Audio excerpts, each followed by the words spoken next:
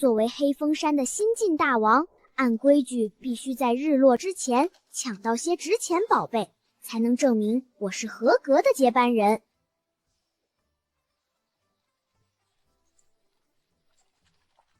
来了来了，气势要足，嗓门要大，眼神要凶。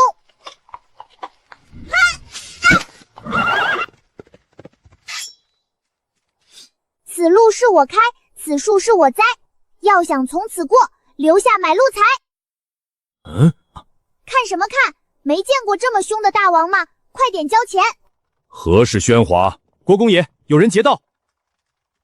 杀！属下下不去手。一群废物，难道还要本宫亲自动手不成？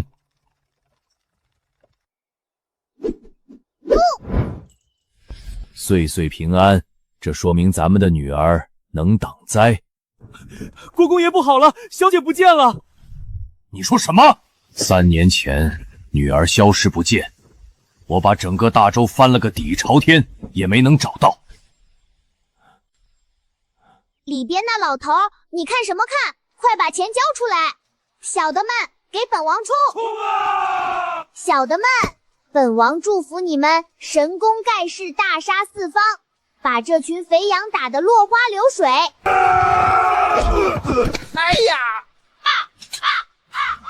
那我求你了，您嘴下留情，千万别再祝福了。您哪次祝福我们，我们都得倒霉。上次您一祝福，我摔断了3根肋骨。您再祝福下去，兄弟们就要全军覆没了。唉，这届小弟太难带了，一点都体会不到大王我的良苦用心。站住！本王很凶的，还有绝招没有使出来呢。他们太弱了，不配当你的手下。我来当你的手下，我所有的金银珠宝都归你，以后我也归你管。成交。夫人，你认出来了？这是谁家的小孩？这是谁家的小孩？扣子都扣错了，辫子还是歪的，这怎么行？别过来！本王命令你站住！乖，让姨姨给你扣好，不然姨姨的心脏受不了。你懂什么？这叫不对称美，是黑风山的流行穿法。夫人，冷静点，大王，他是小弟的家眷，以后我就是你的头号小弟，我来帮你管理京城分舵。既然是小弟的家眷，本王准许入伙，以后就跟着本王混，本王会罩着你们的。夫人，你仔细看看，这孩子像不像咱们丢的那个？敢问大王的名号是？本王行不更名，坐不改姓。当年本王被秀才爷爷捡上山时，就带着这块玉佩。他说我小时候头发毛茸茸的，所以给我取名鹿茸。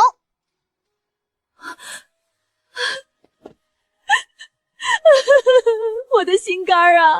你媳妇儿是不是又犯疯病了？本王是土匪，不是心肝。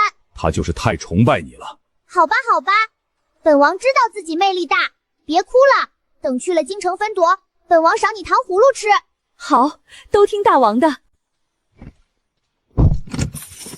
既然大王说了，那我自然要交够赎金。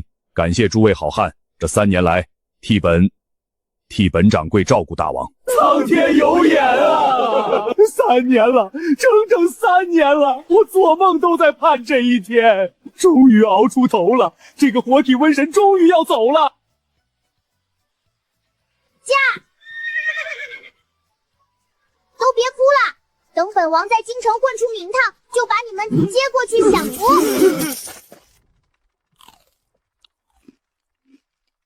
京城的肥羊们，洗干净脖子等着吧。不对劲，非常不对劲。哪怕是黑风山总洞，也就是几间破草屋和一个聚义厅。喂，老陆，你是不是想把本王骗进去，然后黑吃黑？大王多虑了，这一切本来就是属于你的。你看这眉毛，这眼睛，还有你这股凶劲儿，除了我陆朝，谁能生出来？还挺像，行吧，算你过关。这块玉是我亲手刻的，缺的那一角是你满月的时候自己刻坏的。我努力攒家底，不管是贪，不管是赚的还是抢的，都是为了等你回来，让你成为天下最大的匪二代。懂了，这就是世袭制。看在你长得像我，又有钱，态度还诚恳的份儿上，我就承认你这个爹了。以后你的钱就是我的钱，我的钱还是我的钱。成交，以后整个京城分舵都归你管。围墙太低，官兵来了不好守，必须加高，上面插上铁篱笆。花瓶太滑，打架时容易脱手，换成带耳朵的陶罐。老爷，那可是陛下御赐的花瓶啊！听大王的，都记下来，明天就改。你以后就是咱们分舵的小钻风，负责放哨和巡逻。是，大王。认完爹了吗？分完赃了吗？是不是该算算卫生账了？你要干嘛？本王警告你啊，本王有刀，很凶的。来人，备水，拿猪鬃刷来。我要把这个泥球子刷成白面团，再加2桶花瓣，3块香胰子。土匪是不洗澡的，这是本王的包浆，洗了就不凶了。爹只管赚钱和杀人，你忍忍吧。此仇不报，誓不为王。搓不掉3斤泥不许出来。真好啊！完了，本王脏了，别说吓哭小孩子，怕是路边的野狗过来也想舔我2口。大王，格局小了，这叫伪装。顶级的猎手总是以猎物的形式出现，这样能让肥羊松懈，等你靠近了，再忽然掏出木刀。老陆，言之有理呀，高，实在是高。我妹呢？我亲妹呢？妹妹，大哥想死你了，来让大哥抱抱。站住！何方妖孽？报上名来。大王别紧张，这是你大哥，按道上的规矩，他是咱们分舵的白纸扇，就是专门负责管钱、算账、出谋划策的。管钱的。既然是管钱的，穿的富贵点倒也能撑场面。准了，入伙，以后跟着本王混，本王保你发财，顿顿有烧鸡吃。妹妹拍我了，妹妹手好软，妹妹真可爱，妹妹身上好香，听妹妹的，以后妹妹指哪儿我打哪儿。大哥回来的急，没带什么好东西，这些钱妹妹拿去买糖吃。本王要的是硬货，是金子，是烧鸡。没问题，大哥明天就去给你换一屋子金子，金子砌的床，金子打的碗，金子做的烧鸡。对了，爹说你是黑风山的大王，还把土匪窝给搞塌了。那是，本王天赋异禀，自带法术。法术？1岁那年，我在后山吃了一个像红屁股的果子，那个果子太辣了，辣得本王在地上打滚，把本王的嘴巴都辣肿了。后来本王发现，只要本王情绪到位，说谁倒霉谁就倒霉，简直言出法随。红色，像屁股，特别辣，那不就是朝天椒吗？这是辣通了任督二脉。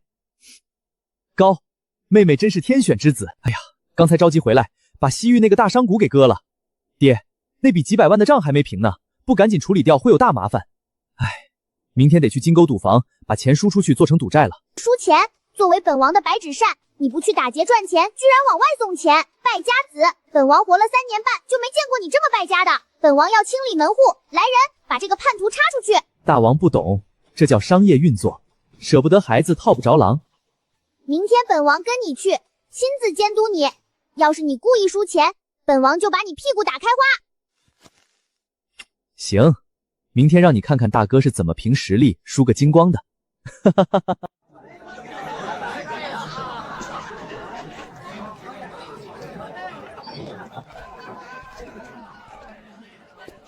好家伙，这地方比黑风山聚义楼还热闹。大哥，这地方肥羊多啊，还没有守卫，咱发个信号，叫爹带人全抢了，一锅端。大王，在京城当土匪要用脑子赚钱，今天咱玩点高级的。行吧，那本王先看看你怎么智取，智取不了本王再叫人。买定离手，买定离手！1万两，买豹子3个6。这把稳了，豹子的概率是216分之一，我就不信我能中。陆航，你个败家玩意儿，你以为你是气运之子吗？啊，本王诅咒你，诅咒你这辈子都摇不出3个6。你要是能赢，本王就把骰中失了。哇，神了！陆大少直接赢了100万两，不会是出千了吧？怎么可能这么准？刚才好像说要吃了头中，不行，这把不算。陆少，落地为准，这就是天意呀！必须要出千了，只要被抓住，不仅没收赌资，还要罚款，全压大。哈哈哈，看见了吗？我出千了，快抓我！快没收我的钱！陆大少故意掉骰子，是在警告我，这可是镇国公府的狠人，要是不让他赢，我就废了。哎呀，陆大少真是客气，居然赏了小的一颗金豆子。你是瞎吗？那么大的骰子你看不见？懂，小的都懂。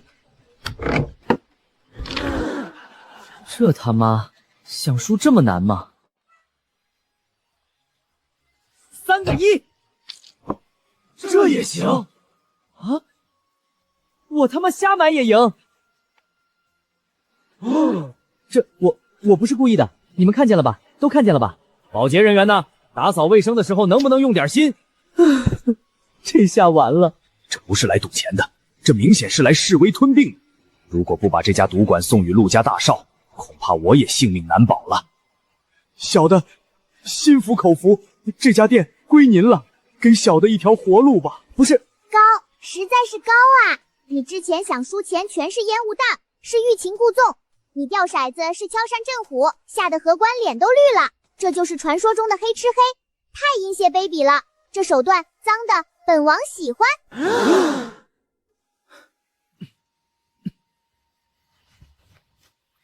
只要妹妹喜欢，大哥以后天天带你来黑吃黑。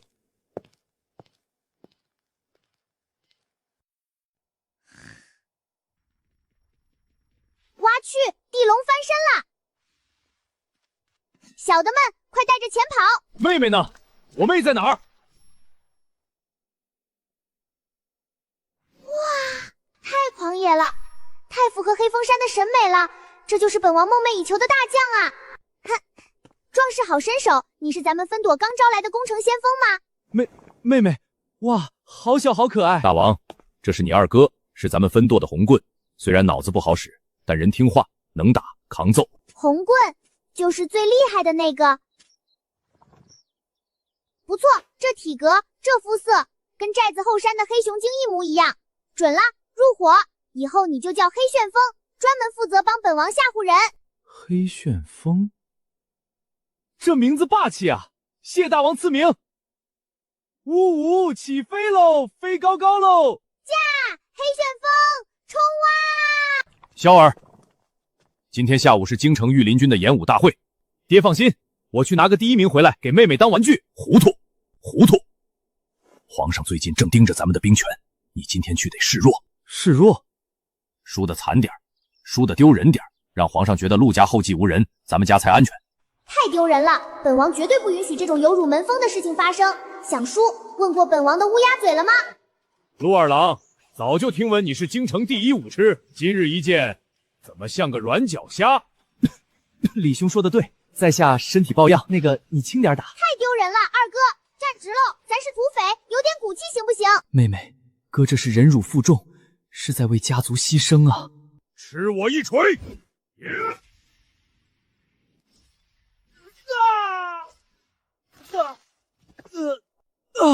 好强的内力，我受了内伤，我要死了！太假了，这演技真的是，嗨！气死本王了！陆骁，本王诅咒你，诅咒你被人打趴下，被人揍成猪头！我去，我的手脚不听使唤了，看我这招！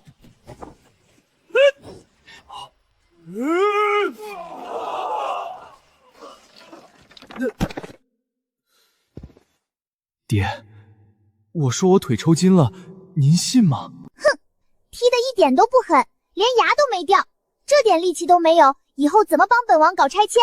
唉，这届小弟太差了，本王还是买根糖葫芦消消气吧。洗不白了，越洗越黑。爹，能不能让我站一会儿？对直了，让你输，你倒好，一脚把人踢到旗杆上。现在好了，全京城都知道陆家二郎神力干事。哎，皇帝今晚怕是睡不着了，就琢磨怎么削我的拳呢。爹，真不是我想踢的，我的腿自己动的手，哦不，动的脚。都怪你！爹，不怪二弟。自从妹妹一回来，咱家的事就变得有点邪门了。怎么说？第一，妹妹祝福黑风山土匪神功盖世，结果呢，土匪当场团灭。第二，妹妹在赌场指着鼻子骂我输光，结果我赢了个赌坊。第三，妹妹诅咒二弟被打趴下，结果二弟一脚封神，破案了。起来吧。他的嘴是开过光的反向乌鸦嘴，除非在情绪激动、真情实感的时候才是正向的。儿啊，我们一直把他当小孩子哄着顺着，万一他一高兴，祝福咱家长命百岁。所以想让陆家生存下去，必须惹他生气。对，让他恨铁不成钢，让他指着我们的鼻子骂。这意思是，要是我想打胜仗，就得让他骂我是废物，诅咒我被人打死。如果我想升官发财，就得装作不想上朝，逼他诅咒我累死在公堂。传我家令，今天起，全家方针只有一个，那就是跪求大王骂我。镇国公，陛下宣您进宫探讨一下陆家二郎的腿法。是。鸿门宴啊，不行，我得示弱，我得装惨，把脸擦白点。哎，不如让大王骂我。大王，你的糖葫芦被我抢了，就不给你留，我要吃独食。我是个坏爹，你快骂我，骂我不要脸，骂我出门噎死。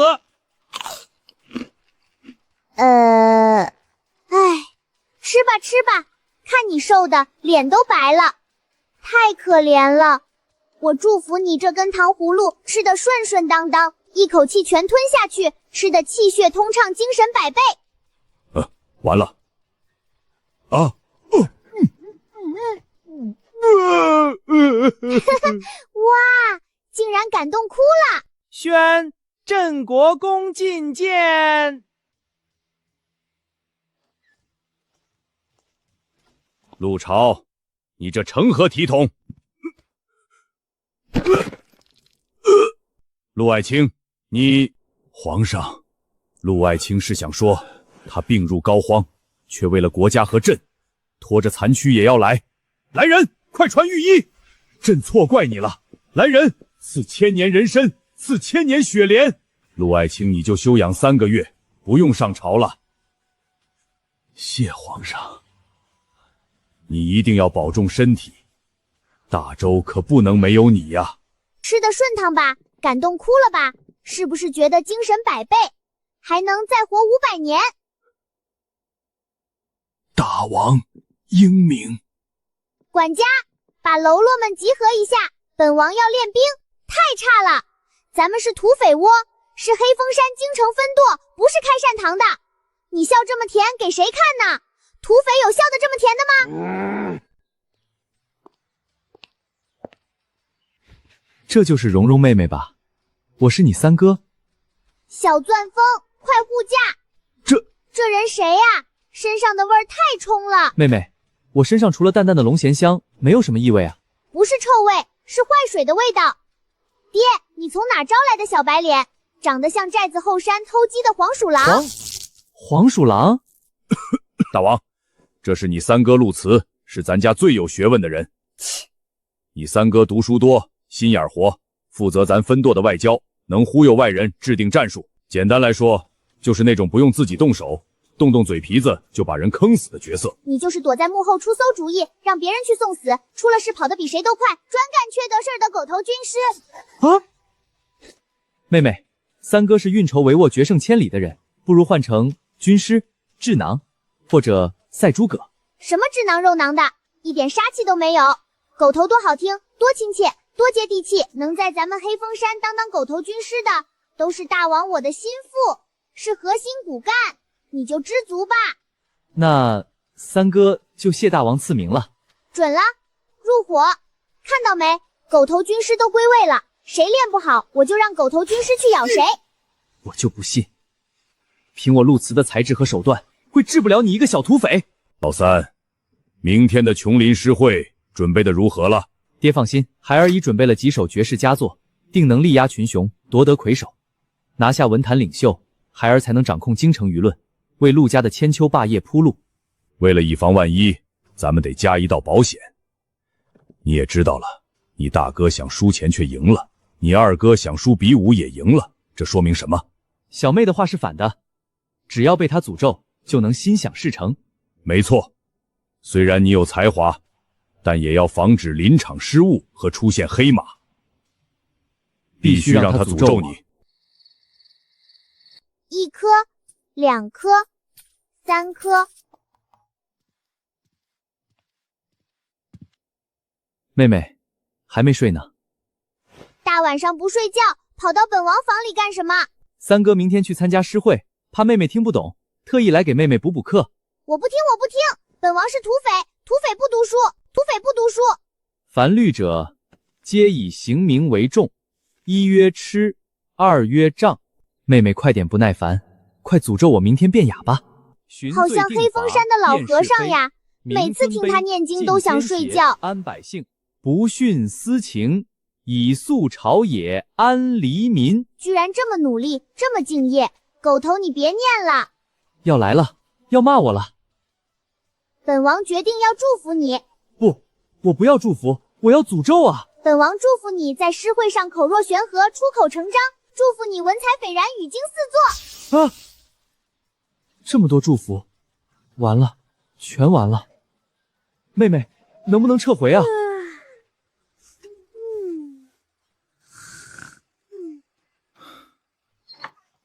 爹，孩儿不孝，明天的诗会可能要变成孩儿的葬礼了。陆公子，陆兄，你可算来了。皇上，那就是陆家三郎陆慈，长得倒是人模狗样，就是不知道肚子里装的是墨水还是坏水。我陆慈乃京城第一才子，妹妹才3岁，她的祝福怎么可能影响我？诸位，今日春光明媚，咱们就以春景为题。听闻陆三郎才高8斗，不如今日由你拔个头筹。学生献丑了。春风，春风那个吹啊吹，战鼓那个擂啊擂，满园肥羊遍地跑，谁敢不服我砍谁！好诗啊，好诗啊！狗头军师念得太好了，太有气势了。不，这不是我想念的明明是春风得意马蹄疾啊！看什么看？把你们眼珠子挖出来当炮踩！疯了！陆三郎疯了！粗鄙，简直粗鄙不堪，有辱斯文！快把他插出去！你说的这是什么混账话？我的完美人设彻底崩塌了！哈哈哈哈！好诗，好诗啊！皇上万岁万岁万万岁！都起来吧！好一个谁敢不服，好一个遍地肥羊！朕听腻了无病呻吟和辞藻堆起，唯有陆清这首诗豪迈霸气，直抒胸臆，这才是大周男儿的血性，这才是开国的草莽风骨，这不是粗俗，分明是返璞归真。皇上圣明，陆三郎的诗别具一格。陆三郎不愧是麒麟才子，连打油诗都振聋发聩。本来还担心你是个城府极深的伪君子，现在看来是个没脑子的狂徒啊！传朕旨意，陆慈才华横溢，性情耿直，赐文坛先锋称号，赏黄金100两。谢主隆恩。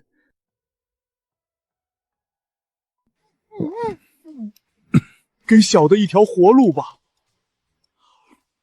跪直了！满园肥羊遍地跑，谁敢不服我砍谁！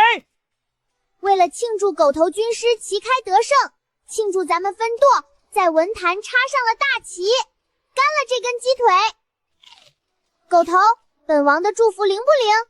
现在大家都知道黑风山的威名了。谢大王隆恩。谁？哇哦，爹，咱家房梁上有个大蝙蝠。那是你四哥陆隐，从小在暗卫营长大，来无影去无踪。他有点小毛病，不爱说话，人一多就紧张。上面不冷吗？下来，本王请你吃鸡屁股啊！哇，这个探子不错，准了，入伙。皇上对咱们的戒心大大降低了，全是大王的功劳。人员齐备，粮草充足。本王宣布，从明天开始，黑风山京城分舵正式开张营业。我们的目标是抢光京城，做大做强。好，只要别被抄家就行，只要别再让我赢钱就行，只要别再让我踢人就行，只要别再让我作诗就行。大王，该起床了。今天娘要教你学习礼仪。我不听，我不听！本王是土匪，土匪不需要修养。来人！两臂平举，腰挺直，下巴抬高。要是洒出了水，就重来。娘亲时刻端着架子，笑不露齿，椅子都只坐1/3，好辛苦。娘亲好可怜，她活得太累了。娘，你太辛苦了，本王心疼你。傻孩子，娘不苦。别说了，本王祝福你，祝福你一辈子端庄典雅，永远做最守规矩的贵妇，哪怕天塌下来，你的头发丝都不乱一根。啊！去他娘的端庄！哦，爽！来人，上大碗，倒烈酒。夫人，夫什么人？叫大姐大。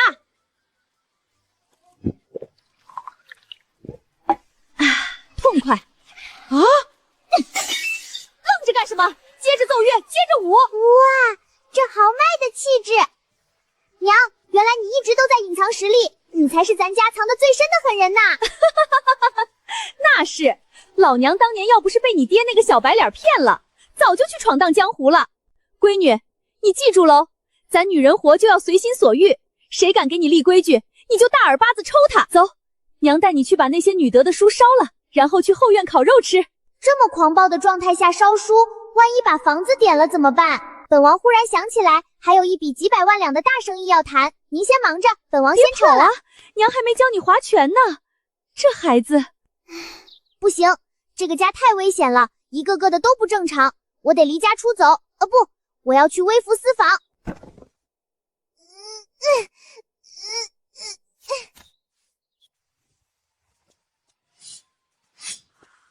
这就是自由的味道，这里简直就是龙潭虎穴。爹会吐血装死，大哥会黑吃黑，二哥会把人踢上天，娘亲会发酒疯，全员恶人。嘿嘿，还是外面的世界安全一些。京城的肥羊们，本王来解救你们啦！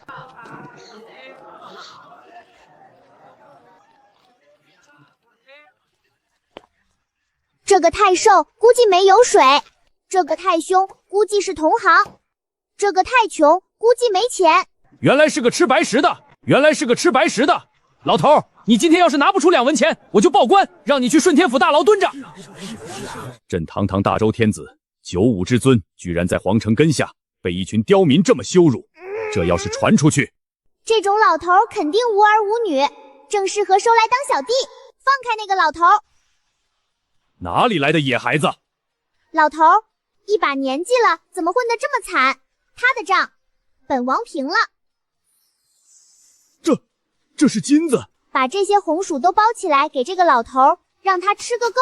朕被接济了，还是被一个满嘴糖渣的奶娃子？这孩子有点意思。还愣着干嘛？哎，这就装，这就装。老头，还愣着干什么？扛上啊！我扛。废话。走吧。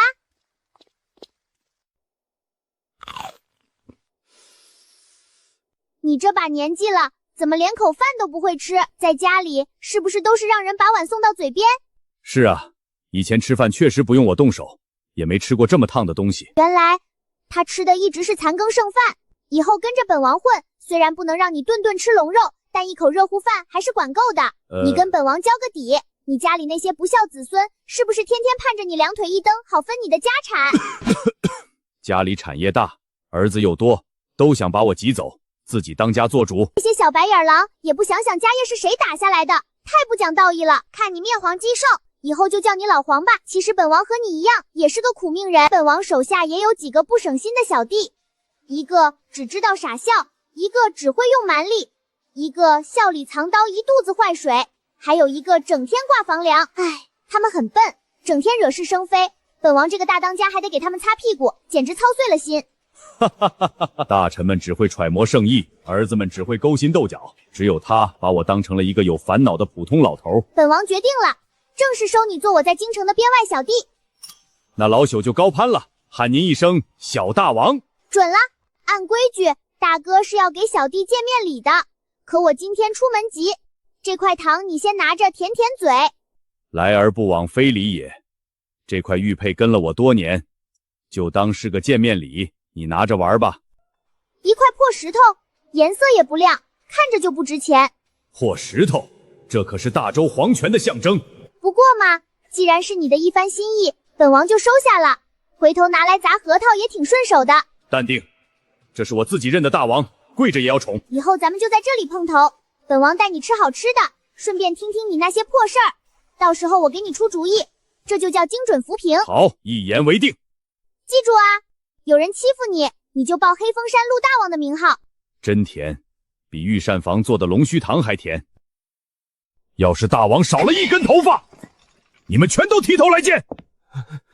有人敢动他一根汗毛，我定要他血债血偿。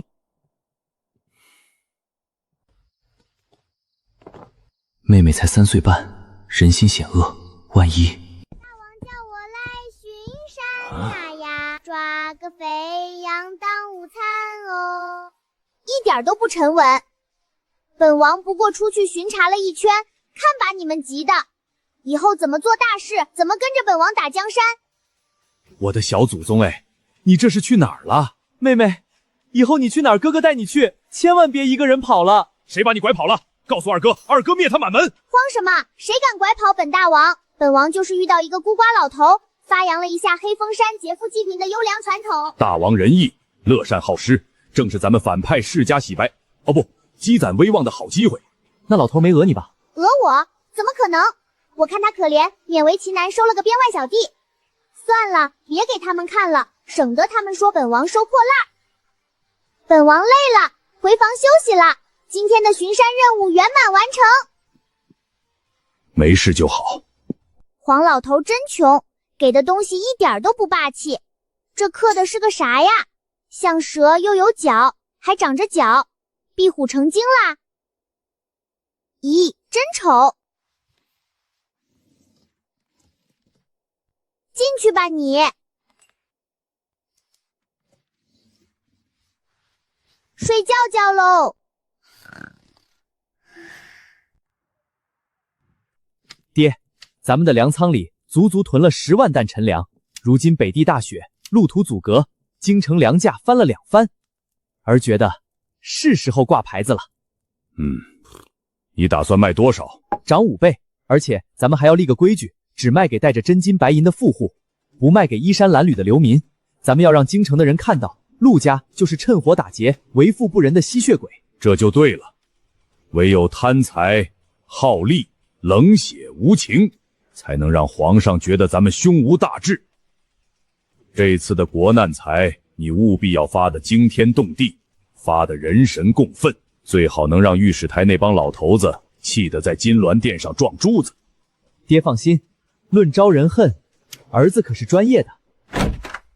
谁在里面偷偷摸摸的背着本王分赃呢？大王，您怎么来了？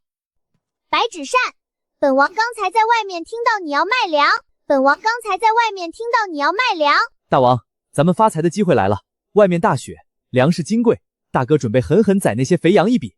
你是不是傻？咱们是土匪，是黑风山京城分舵。土匪的规矩是什么？是只进不出。到了手的东西哪有吐出来的道理？大王的意思是，把粮仓的大门给本王焊死，1粒米都不准流出去。咱们得饿着那群肥羊，等他们饿得受不了了，跪在地上求咱们，哭着喊着要把家产送给咱们。到时候再卖给他们。错，那时候咱们就把他们的钱抢过来，还不给他们吃。这绝户计比咱俩的黑多了。大王，是不是有点太绝了？咱们只是求财，不是真想逼死人啊。这就心软啦？你心不够黑，手不够狠，怎么当奸商？怎么当本王的白纸扇啊？做坏事都磨磨唧唧，真是气死本王了！既然你这么想做买卖，那本王就成全你。本王诅咒你满仓的粮食霉烂发臭，诅咒他们变得跟毒药一样难吃，臭气熏天，诅咒你1粒米都换不成钱，让你赔得倾家荡产，把裤子都赔光，最后只能去街上讨饭。哼，这就是你当不好奸商的下场。完了，大王的体质可是金口玉言，反向显灵啊！刚才他诅咒咱们的粮食烂掉，诅咒咱们赔钱，按照以往的规律，咱们岂不是要发大财？大王平日里那些反向行为，是因为他心里并不是真的恨咱们，但今天不一样。怎么说？他今天是真的觉得咱们给黑风山丢脸了，是真的想让那些粮食变成屎，好让咱们受到教训。这种发自灵魂深处的想要毁灭家产的恶意，或许能打破反向的规律，直接生效。爹的意思是，这次粮食真的会烂？咱们就赌大王这次是正向诅咒，只要那10万担粮食真烂了，那你经营不善败家子的名声就坐实了。虽然亏了点钱，但这比故意涨价还要安全。皇上只会觉得咱们废物，绝对不会再怀疑咱们有野心了。大王果然是咱们家的福星啊！陛下，臣要参镇国公。陛下，臣要参镇国公。臣要参那陆家大郎陆航。北地雪灾，流民入京，陆航囤积居奇，坐地起价。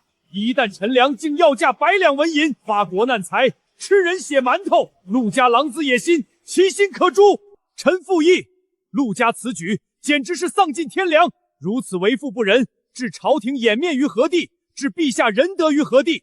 请陛下下旨，查封陆家粮仓，将那奸商陆航下狱问罪。骂得好，说不定皇上一怒之下把我贬去守皇陵，正好带着大王去皇陵抓兔子吃。陆青，王御史说你家大郎哄抬粮价，可有此事？陛下，这价钱是臣点头应允的。陆朝，你眼里还有没有王法？还有没有陛下？我自家的东西想卖多少钱，还得经过你王大人的批准。王大人既然这么大义凛然，何不把你那座3进的大宅子卖了，换成钱去施粥啊？我从未见过如此厚颜无耻之人。这就是镇国公，这就是大周的柱石，这分明是国之蛀虫啊！请陛下严惩陆朝，以正视听。我是国贼，我是奸商，快下旨把我的爵位削了，把我赶回老家种地。一个贪财短视、被百姓唾弃、被百官孤立的将军，能有什么威胁？陆朝分明是朕最放心的孤臣啊！陆青是个实诚人啊，陆家的粮食私产，陆青承认只为求财，这份坦荡朕心甚慰。若朝廷强行征收或逼迫降价，那岂不是成了强盗行径？皇上，您没事吧？陛下，陆爱卿身体抱恙，还心系家业，实属不易。来人，再赐陆青东珠1户，拿回去给家里人打几副首饰。爹，皇上是不是震怒了？是不是下旨严惩咱们了？咱家是不是要破产了？皇上说咱们贪得对，还赏了咱们1盒珠子，鼓励咱们继续贪。皇上在是捧杀我们，他想让咱们在百姓心中彻底烂掉。既然如此，咱们就顺水推舟，我这就传令把粮仓的大门焊死。陆家为富不仁，宁可把粮食烂在库里也不给我们吃。横竖是个死，不如做个饱死鬼，冲进去抢了他们的粮。大少爷，守不住了，要不咱们施粥吧？爹说要当孤臣，但没说要把命搭进去啊。那就，我看谁敢给！大王，你哆嗦什么？你的骨气呢？你的土匪素养呢？大王，他们人多。哼，这是咱们的地盘，这是咱们的粮食，就算烂在锅里，就算喂狗，也没有白白送给这群想抢劫的白眼狼的道理。都给本王闭嘴！好啊，既然你们这么想抢，那本王就让你们抢个够！本王诅咒这仓粮食，诅咒他们立刻霉烂发臭，变质生虫，诅咒他们变得奇臭无比，变得比茅坑里的石头还要臭，变成天下最毒的毒物，谁闻谁吐，谁吃谁死，一粒米都别想留下来，统统烂掉！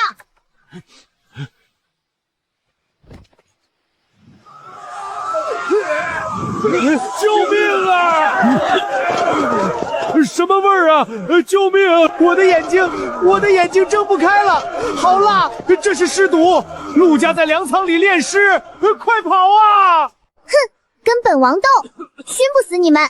白纸扇，学着点儿，这叫兵不血刃。虽然损失了一仓粮食，但保住了黑风山的面子。这下全京城的人都知道陆家炼出了尸毒，真成过街老鼠了。完了，彻底完了。唉，研制毒药意图谋反，屠杀百姓，这是诛九族的大罪啊！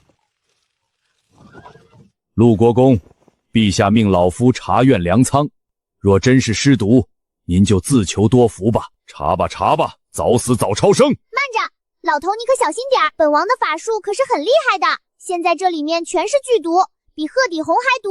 你要是进去被毒死了，可别怪本王没提醒你。作孽啊！这么好看的小孩子被教成了小毒物，陆家果然是土匪窝。实锤了，这么臭，不是屎就是毒。作孽啊！好好的粮食全毁了。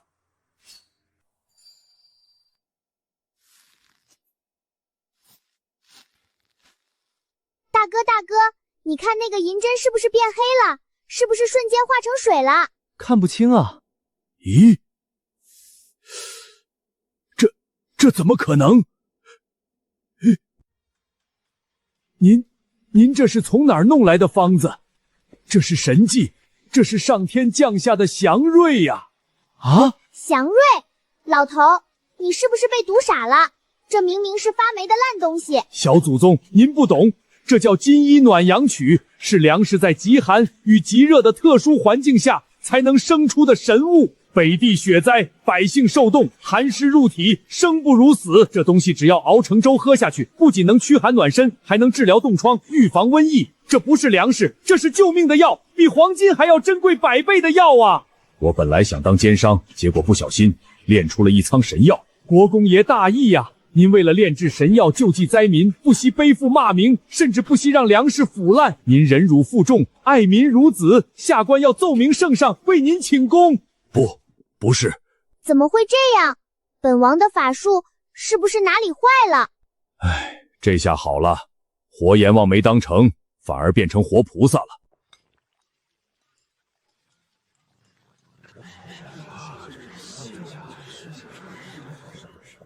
造孽啊！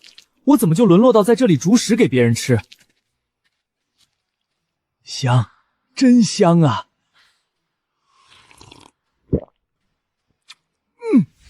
神药，神药啊！我身上暖和了，骨头缝都不疼了。多谢陆大少救命之恩，您就是活菩萨。陆家大义，为了救我们，竟然舍得用这种秘方。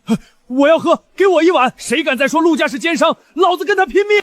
完了，彻底洗不白了。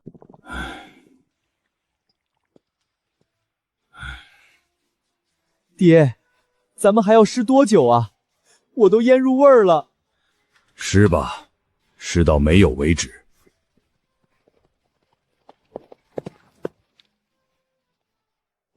圣旨到，奉天承运，皇帝诏曰：镇国公府心系社稷，于雪灾之际毁家纾难，献出暖阳金曲神药，救万民于水火，解朝廷之忧患，朕心甚慰。特赐陆家积善之家牌匾1块，悬于府门，百官以此为榜样。另念及陆家炼药耗资巨大，朕不忍功臣吃亏，特许陆行为皇商，专供宫廷药材。这批金曲，朝廷以市价10倍收购，钦此。公公，是不是搞错了？我们是奸商啊，我们囤积居期啊。陛下说了，您这是大爱无疆，是君子爱财，取之有道。这钱您拿得稳当。完了，有了这块牌匾，以后谁还怕陆家？谁还信陆家是反派？陆家的恶名，算是彻底毁在这一锅臭粥里了。这么多人，大王，您看出什么来了？老陆，你糊涂啊！你以为咱们是在做好事？错，这才是反派的最高境界。什么意思？本王把粮食变成了剧毒，可这些愚蠢的百姓不仅抢着喝，还对咱们感恩戴德，把咱们当神仙供着。这说明本王的毒药里含有某种能控制人心的蛊，他们喝了咱们的蛊，脑子就坏掉了。陆家果然是好人啊！以后就只会听咱们的话，让往东不敢往西，让杀人不敢捉鸡。咱们成功控制了全京城的百姓，他们都是咱们的傀儡了。把治病救人说成下蛊控制，把百姓爱戴说成傀儡听话，大王果然深不可测。这招以药控人，简直是独绝天下。妹妹说得对，真正的反派就是要让所有人在不知不觉中成为本王的棋子。走，回府，本王要吃3个鸡腿庆祝一下。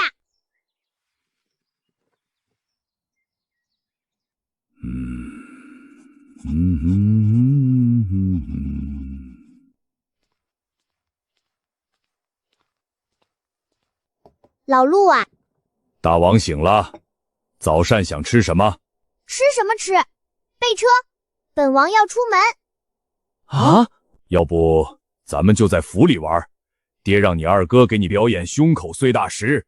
庸俗，整天就知道打打杀杀，一点内涵都没有。本王这次出门是去干正事的。你要去打劫？本王要去进学。我要去读书。妹妹，听三哥一句劝，读书可是条不归路啊。寨子里的秀才爷爷说过，流氓不可怕，就怕流氓有文化。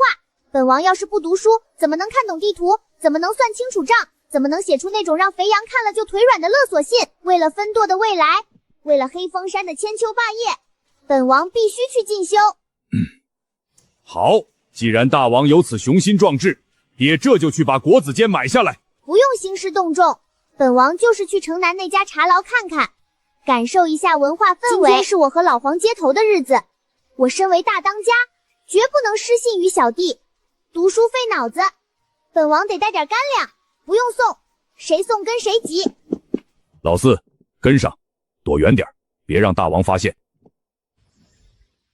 你先下去吧。是。小大王，这儿呢。饿坏了吧？本王给你从家里顺来了顶级好货。这东西平时都被我那个二当家锁在柜子里供着，说是皇帝赏的，谁都不让碰。也就是本王身手好，才给你偷，不对，是拿出来的。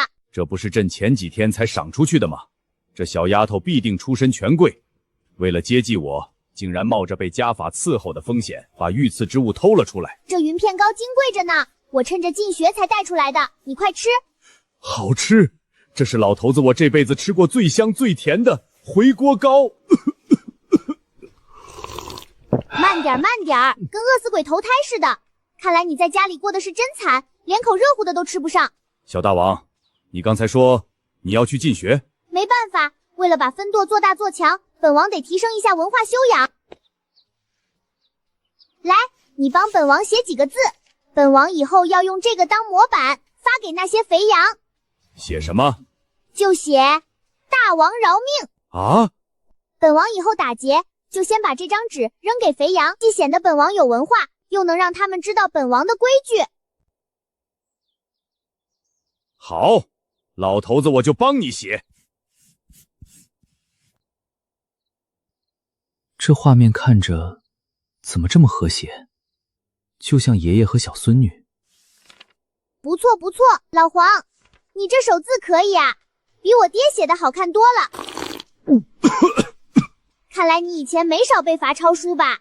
赏你了，补补脑子。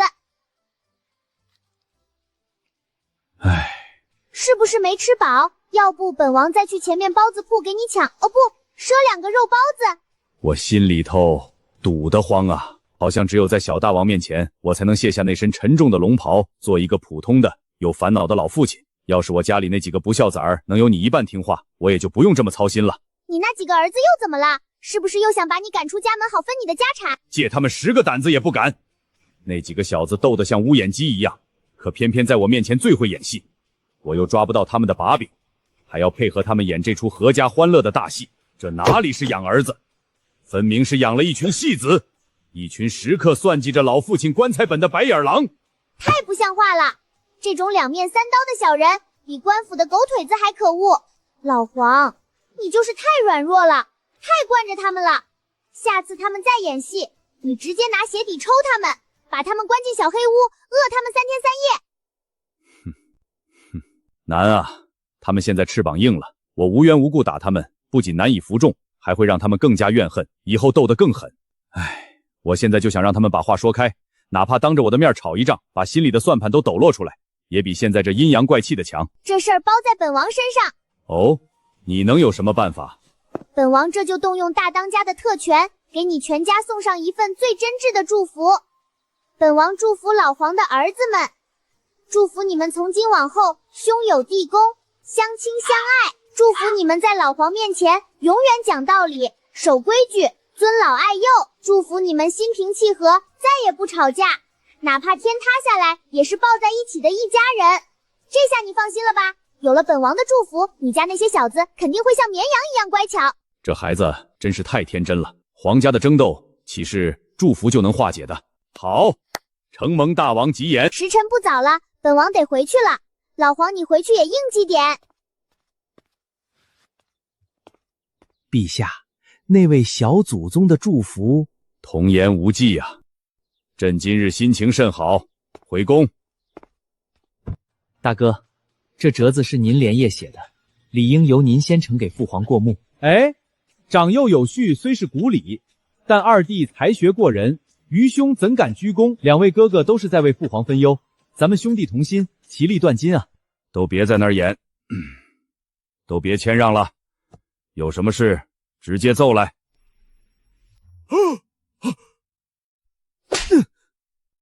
大哥，你打我！我打你怎么了？老子忍你很久了，阴险小人！昨天是不是你派人往我府里的井里扔死老鼠？死胖子，既然你撕破脸，那也别怪我不客气。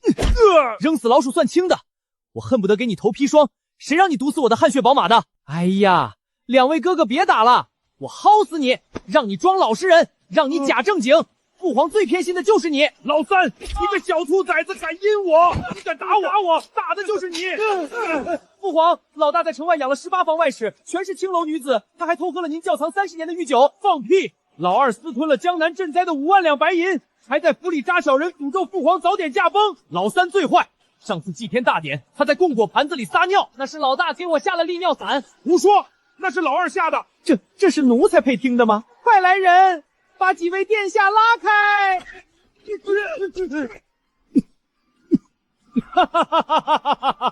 给朕接着打，把你们的破事都抖搂出来！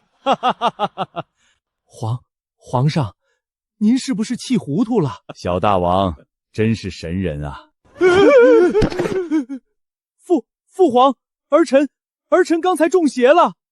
哼，我看你们是原形毕露，传朕旨意，大皇子失德，圈禁宗人府，无诏不得出；二皇子贪墨，削去王爵，罚没家产，贬为庶人；三皇子大不敬，去皇陵给祖宗守灵。陛下，您消消气。朕现在神清气爽，通体舒泰。小大王啊，小大王，你这份大礼，朕收到了。哈哈哈哈！托您的福，老夫回去把那几个逆子狠狠收拾了一顿。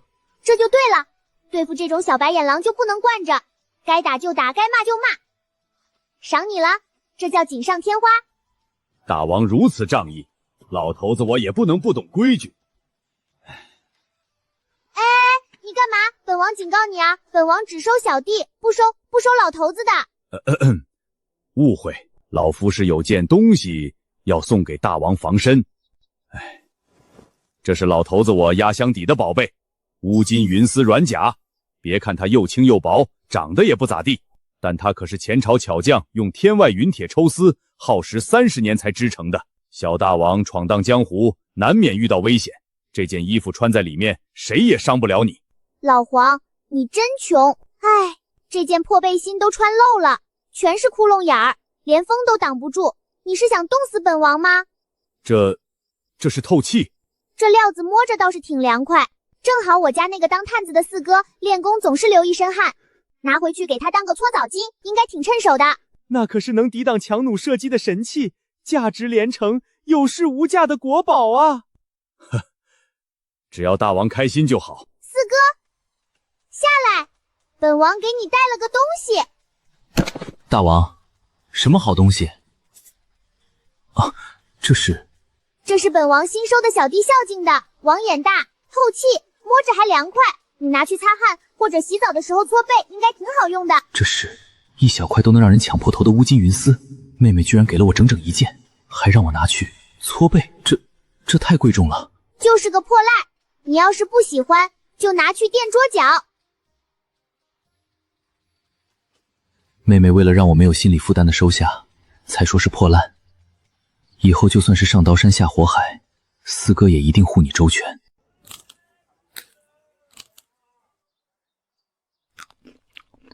老黄，咋了这是？唉，一言难尽啊。小大王，我家里遭贼了。遭贼？快说说，偷了多少银子？手法利不利索？是家贼。我丢了一份关乎身家性命的图纸，我把家里翻了个底朝天，愣是没找到是谁干的。他就藏在我眼皮子底下，我却抓不到他。你说气不气人？老黄，你这就狭隘了。那贼能在你眼皮子底下把东西偷走，这说明什么？说明人家有本事，是靠手艺吃饭的高人。这样的人要是能拉进黑风山，那咱们分舵不得直接起飞？小大王，那可是贼呀！偷你这种人傻钱多的老头，那叫劫富济贫，那叫侠盗。行了行了，别生气了，这样的人才咱们不能毁了。别急着抓他，本王亲自出马把他招安，到时候让他把东西还你不就行了？他如果一直藏着不出来呢？好办。这位素未谋面的同行兄弟，虽然本王不知道你是谁，但本王欣赏你的手艺，本王祝福你，祝福你藏得严严实实，密不透风，祝福你行事滴水不漏，就像鬼魅一样，谁也看不见你，谁也发现不了你，祝福你一辈子都平平安安，绝对不会露出一点马脚。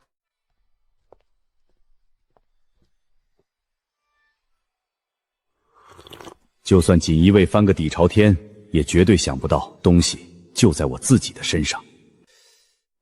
怎么这么热？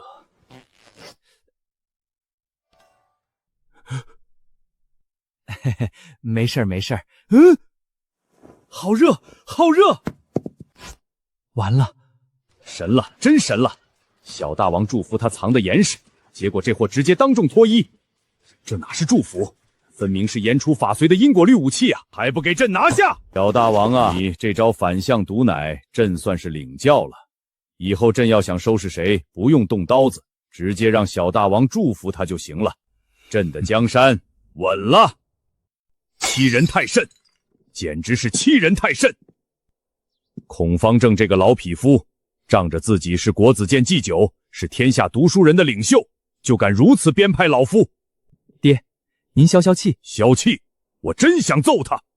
可爹，硬的不行，咱们可以来软的。哦，孔老头不是最看重规矩吗？不是最喜欢讲究清正之气吗？不是自诩有教无类，能让顽石点头吗？若是把大王送进国子监读书，妙啊！孔方正那个老古董，平时连学生衣冠不正都要训斥半天，要是遇上咱们家大王，他怕是要晚节不保，气得当场升天。把大王请来，就说咱们发现了一块新地盘，等着大王去征服。这么急着把本王叫来，是不是哪家肥羊又皮痒了？大王英明，咱们探子汇报，在城东发现了一块风水宝地，名叫国子监。国子监？那不是读书的地方吗？大王此言差矣，表面上那是读书的地方，实际上那是京城最大的钱袋子啊！钱袋子？您想一下，在国子监读书的都是什么人？一个个家里富得流油，身上随便拔根汗毛都比咱们的腿粗，每个人进去都要交一种叫束修的东西，腊肉、银子、玉石。原本这些东西应该是大家分的，可现在全被那个叫孔祭酒的给独吞了。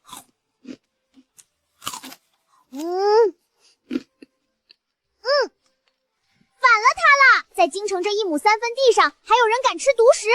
那个姓孔的老头在哪里？本王这就去会会他。就在城东。小的们，给本王备马，哦不，备车。本王要去收岁贡。带书干什么？太重了，影响拔刀的速度。这东西硬，到时候当惊堂木，往桌子上一拍，能吓死那个老头。本王出发了。去吧，把国子监给爹，搅个天翻地覆。放心，等本王的好消息。今晚回来，咱们吃孔老头的肉。跟我念：人之初，性本善。奇怪，怎么有种大难临头的感觉？人之初，性本善。停！李家的小子，你方才背错了，把手伸出来。哟呵，人还挺齐正。都给本王听好了，盘道，哦不，收账。谁是这儿的乡主？今日的买路费，不对，是今日的束修都交上来。岂有此理！哪里来的野丫头，竟敢在国子监撒野！老头，你喊那么大声干嘛？嫌你嗓门大呀？你就是那个姓孔的乡主，就是你把大家的束修都独吞了。做人不能太贪心，见者有份，懂不懂？你是何人？竟敢对方正大人无礼！不错，这嗓门，这股子愣劲儿，简直是天生喊山的苗子啊！你是这儿的头目，我乃本斋斋长孔梦之，也是孔祭酒的孙子。原来是少掌柜的，行，本王欣赏你。叫一声大姐大，这颗金元宝就归你了。以后在这个学堂，除了本王，就你最大。富贵不能淫，贫贱不能移。我是读书人，怎么能嫌少？够不够？本王耐心有限，你要不干，本王就找别人了。我看后面那个瘦猴就不错。大姐大，我干！谁问你了？闭嘴！去他的富贵不能淫，圣人也没说不能收见面礼呀。大姐大，识时务者为俊杰，以后你就是这里的二当家了。都给本王听好了，只要叫一声大姐大，地上的东西随便捡，不叫的，哼，就别怪本王不客气了。大姐大，大姐大威武，大姐大我爱你。住手！都给我住手！那是脏钱！你们还要不要考取功名了？还要不要光宗耀祖了？你这是在毁大周的根基！老夫要替天行道，打死你这个妖孽！虽然这老头很凶，也很迂腐，但他真的很敬业。在黑风山，这种嗓门大又坚持原则的老头，通常都是负责在山顶上喊口号的，是受人尊敬的技术工种。老头，本王佩服你的敬业精神。既然你这么喜欢喊，这么喜欢讲道理，那本王就成全你。本王祝福你。祝福我？什么意思？祝福你老当益壮，中气十足，声如洪钟。祝福你讲课滔滔不绝，停不下来，让全京城的人都能听到你的教诲。荒谬！怎么回事？哇，老头，你这嗓门比我们寨子里喊山的大飞还要亮，原来是深藏不露啊！啊！老夫不想教书了，天天知乎者也，老夫都要吐了，烦死了！啊！你们以为老夫想当这个祭酒吗？那是没办法，老夫年轻时的梦想是当个游侠，鲜衣怒马，仗剑天涯。谁愿意天天看着你们这群流着鼻涕的小屁孩？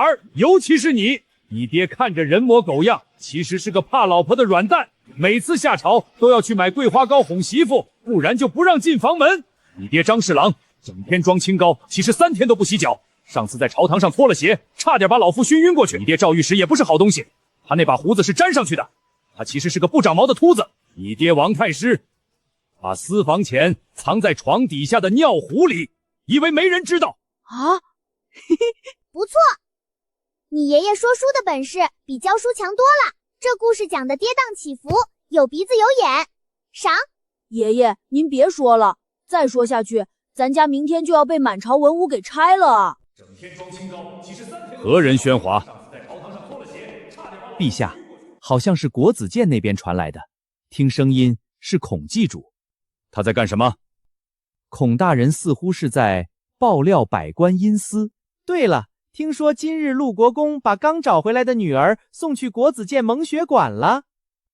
这就难怪了，这一家子果然是全员恶人呐！老夫最讨厌孔孟之道了，老夫想去黑风山当土匪，大块吃肉，大碗喝酒。知音啊！老头，没想到你居然有这种觉悟，本王错怪你了。你是个有理想的老头。我不是，我没有，我不想当土匪，我是读书人啊！孔大人扰乱京城治安，泄露朝廷机密，带走刑酒。既然老头被抓走了，这学堂也不能一日无主。从现在开始，这里本王说了算。大姐大万岁！本王亲自给你们上课。大姐大，那咱们今天还背《三字经》吗？这玩意儿能当饭吃吗？能帮你们抢到银子吗？咱们不学那些没用的酸文假醋，本王教你们能安身立命、行走江湖的真本事。好！第一堂课，跑路与藏匿。跑路是基本功，藏得好才能活得长。你们一个个穿得花里胡哨，跑2步就喘。要是官兵，哦不，要是仇家杀上门来，你们就是待宰的肥羊。现在全体都有，给本王冲出去！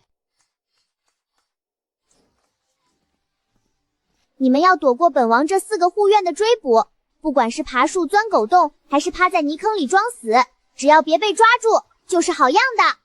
开始。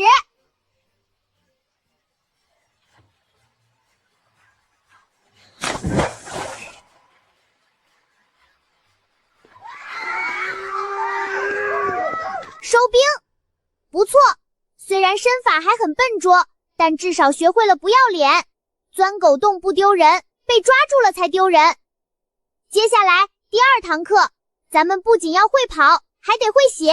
哇，好字，比我爷爷写的还好。大姐大，这是谁写的？谁写的不重要，重要的是你们要学会写勒索信，就是当你们抓住了肥羊，写给对方家人看的信，要写得有杀气，内容要简单明了。看好了，格式是这样的：速交500两，不给撕票，或者人在我手上，拿钱来换命。照着这个气势练，谁写的最凶，本王赏他1朵小红花。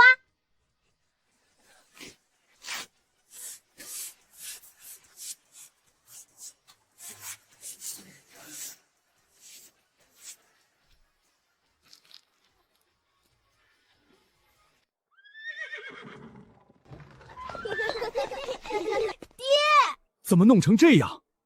爹，今天我在学堂学了真本事。哦，孔祭酒教了什么圣贤道理？不是孔祭酒，是大姐大教的。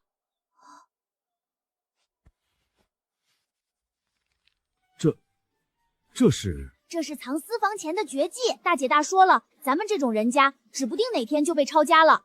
要把钱藏在最意想不到的地方，比如鞋底、裤裆，甚至还要学会挖地窖藏钱。万一出事了，咱们才有东山再起的本钱。哦，虽然听着像歪理邪说，但仔细一想，怎么感觉这么实用呢？以后多跟那位大姐大亲近亲近。小少爷，快下来吧！聚众赌博，传授反侦察技巧，私藏兵器板砖，听起来似乎很有趣。摆架国子监，朕要亲自去会会这个把圣人门徒带成土匪的奇才。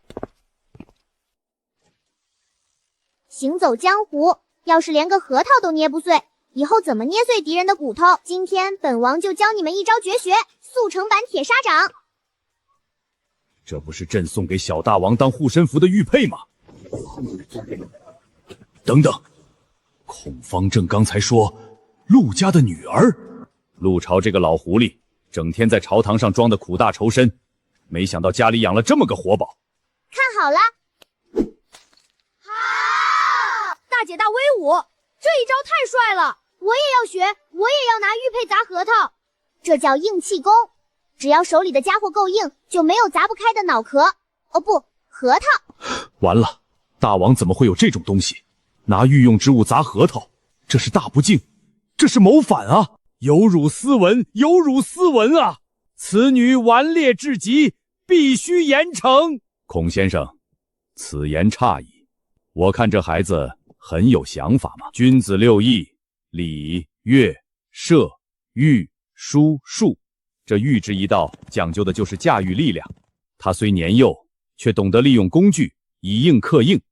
这其中蕴含的乃是兵法中攻坚的道理，此乃大智慧呀！啊，走，进去看看。谁？哟，这不老黄吗？老黄，这野丫头竟然敢如此称呼陛下！完了，这下真的要诛九族了。老黄，你今天穿的挺花哨啊。老头子，我听说您在这儿开坛讲学，特意来向您学习硬气功。算你有眼光，赏你补补脑子，省得下次出门又忘了带钱，被人扣在红薯摊上。香。行了，别在那儿傻站着，去那边坐着，本王还要教他们怎么写勒索信呢。你也跟着学学，万一哪天你被那几个不孝子赶出家门了，还能靠手艺吃饭。这国子监还能要吗？这大周朝还有救吗？孔大人，皇爷说了，这位小大王天纵奇才，教学方法别具一格，以后这蒙学馆就由他代管了。您老人家还是回去歇着吧，别气坏了身子。这大腿好像抱得有点粗啊！大王到底给皇上灌了什么迷魂汤？小的们都把耳朵竖起来。行走江湖，什么最重要？拳头。错，拳头再硬，硬得过官府的板砖吗？硬得过仇家的闷棍吗？记住，活着才是硬道理。今天这堂课，咱们不学怎么打人，咱们学怎么跑路。肤浅，这叫留得青山在，不怕没柴烧。明知道打不过，还要硬着头皮上，那不叫勇敢，那叫送死。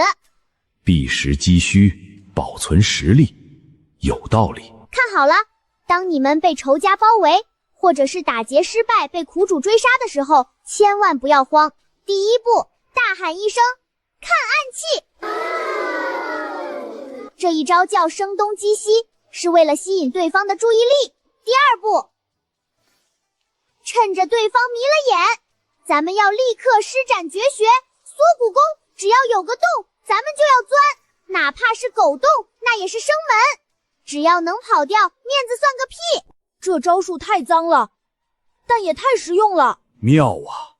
这哪是下三滥的手段，分明就是兵法的最高境界。看暗器是虚张声势，乱敌心神；撒石灰是制造迷雾，遮蔽视线；钻狗洞则是因地制宜，绝处逢生，胯下之辱的隐忍，卧薪尝胆的决绝。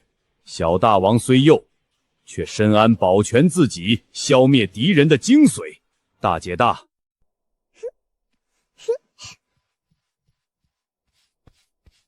黄老头，你有问题？若是四面受敌，无洞可钻，又该如何？不愧是年纪大的，考虑问题就是周全。这个问题问得好。如果跑不掉了，那咱们就要使出终极绝招，那就是跪下喊爹。喊爹？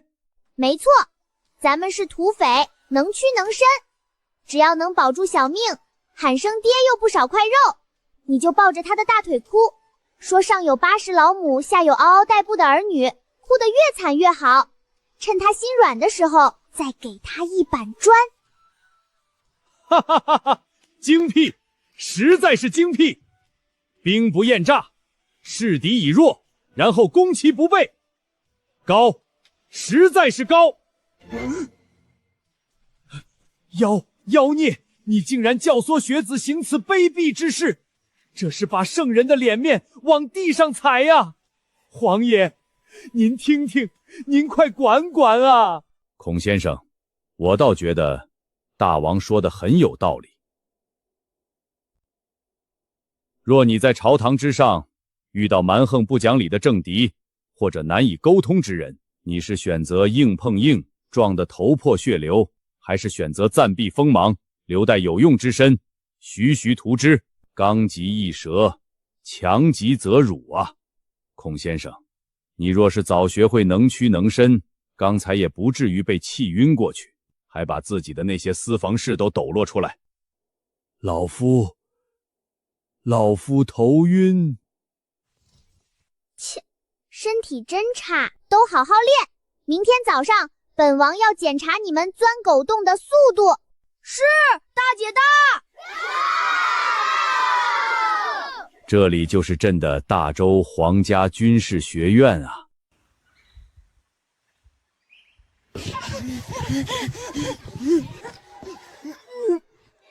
看暗器。才半天功夫，这群肥羊就已经把撒石灰、钻狗洞、跪地求饶这一套连招练得炉火纯青了。行了，都停下吧。这地方虽然规矩多了点儿，但地盘够大，墙头够高，而且油水确实足。本王决定了，从今天起，这里就是咱们黑风山的城东分舵。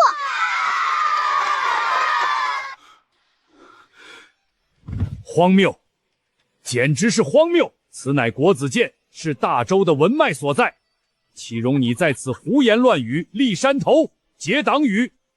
你虽然嗓门大，脾气臭，动不动就晕倒，但这把年纪还这么有骨气。本王决定重用你，以后你就是这城东分舵的坐堂师爷。你的任务就是替本王看着这群肥羊，教他们认字，免得以后写勒索信全是错别词，丢本王的脸。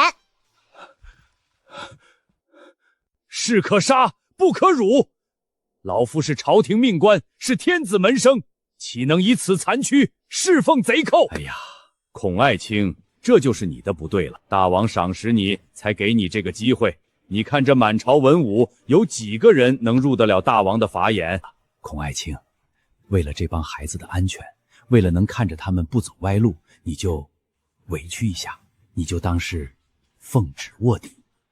原来如此，皇上是为了深入敌后，摸清陆家的底细。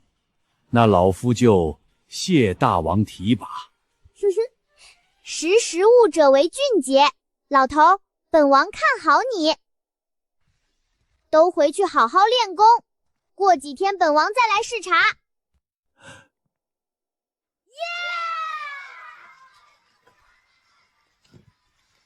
圣人啊，这世道终究还是颠了。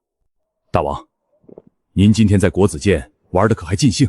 尽兴，当然尽兴。那个姓孔的老头已经被本王收编了，以后国子监就是咱们黑风山的城东分舵，专门负责给咱们培养写勒索信的人才。那个黄老爷，您可知道他是谁？你说老黄啊？他就是上次我在街上捡到的那个老头。老头？这老头命苦，儿子个个不孝，整天盯他的家产，恨不得他早点死。他虽然脑子不太灵光，但胜在听话。大王啊，您可千万别乱说呀！那个人他不简单啊！放心，到了本王这儿，他就是个需要本王罩着的老头。他还说家里遭了贼，本王随口指点了他2句，他就跟捡了宝似的，非要谢我。原来那是大王指点的。那老黄他对您怎么样？有没有问过咱们家里的事？对我挺好啊。至于家里的事，我跟他吐槽过你们几个不省心，他也深有同感。他还说他很羡慕咱们家，说咱们家虽然乱了点儿，但是有人情味。这是反话，这绝对是反话。皇上这是在敲打我们，是在警告我们要好自为之啊！完了，全完了。对了，黑旋风呢？又跑哪里偷懒去了？过2天就是京城几大营的联合演武了，他作为主将，得在那边盯着。演武就是打群架。陛下，陆家家备齐整，训练有素，实属狼子野心。臣担心陆家有谋反之心。那我倒要看看这次联合演武里陆家军是什么样子的。本王这几天在国子监教那些书呆子，手都痒了，正好去军营看看真正的硬汉是怎么练功的。大王，演武可不是儿戏啊，要不就别去了。别说了，这是壮大黑风山的大计，本王一定要亲自看看。明天一早备车，本王要去军营视察。